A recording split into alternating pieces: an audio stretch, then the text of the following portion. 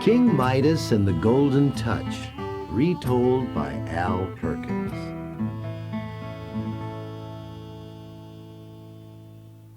King Midas loved gold. He slept in a golden bed. He kept a bluebird in a golden cage. Every morning the bluebird sang to wake him up. Every morning the king put on his golden crown. He sat down to breakfast with his daughter, Princess Marigold. They drank royal grape juice. They ate royal sausages. They drank from golden cups. They ate from golden plates. After breakfast, the king went to see his royal goldsmiths. His goldsmiths made him golden clocks and golden tables.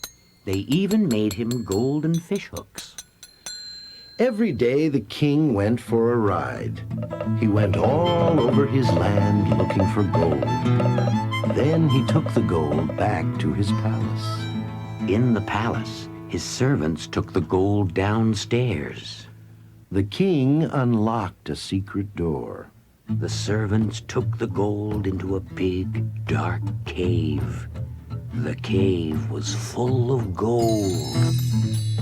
Every day, King Midas locked himself in. Gold, he would say. I love the way it shines. Gold, he would say. I love the way it feels. Gold, gold, gold. How I love my gold.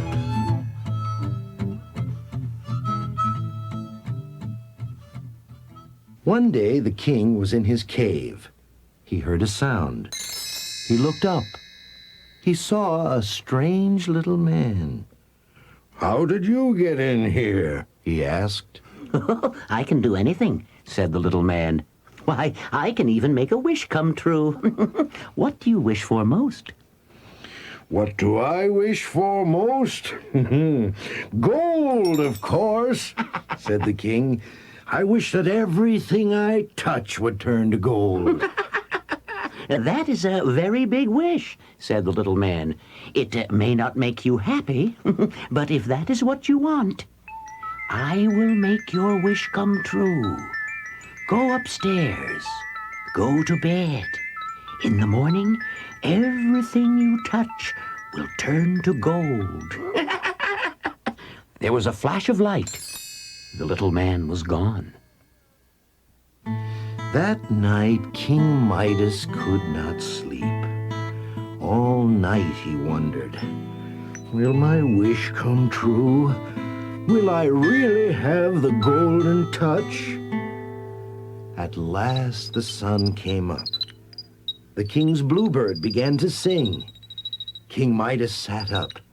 He reached out to touch the bird. The bluebird turned to gold. It works! Shouted King Midas. I have the golden touch. He put on his royal coat and pants. His coat and pants turned to gold. King Midas ran through his palace. He turned a door to gold. He turned a chair to gold. He turned his umbrella to gold. Then he ran into the garden. He turned a frog to gold. He touched the red roses. He turned them all to gold. Look, he called to Princess Marigold. Look what I can do. But Marigold did not answer. She just looked at the golden roses. They were hard and cold. They did not even smell. The king and the princess went to eat breakfast.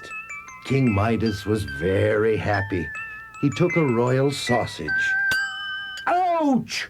Yelled King Midas. My sausage has turned to gold. I can't eat this, he cried. He reached for his grape juice. Oh my, said King Midas. Golden grape juice. I must have food. I'm hungry, he shouted. He ran into the royal kitchen. He grabbed a fish. It turned to gold. He grabbed apples and donuts. He grabbed more and more sausages. The same thing happened. The same thing happened all day long. The king couldn't write. His ink turned to gold. He couldn't make a fire. The logs turned to gold. All the king's servants ran away. No one could work in a palace like this. That night the king tried to brush his teeth. He tried to take a bath. He tried to go to bed, but there was nothing he could do. King Midas sat on his golden bed. He began to cry. Princess Marigold heard her father. She came into his room. "Poor Daddy," said Marigold. "Please don't cry." She ran to her father. She held out her arms. King Midas reached out. He touched his little girl. Marigold turned into a statue of gold. Day after day, King Midas sat on his golden throne in his golden palace. He looked and he looked at his cold gold daughter. Then one day there was a flash of light. King Midas looked up. The little man was back. King Midas, said the little man, I think I will give you one more wish. If you love something more than gold, wish for it, King Midas. Wish for it with all your heart. King Midas jumped up, and he wished with all his heart. He put out his hand. He touched his cold gold daughter. His wish came true. He had turned his daughter back from gold. They ran through the palace. The king touched everything. He turned everything back into what it was before. He touched the roses.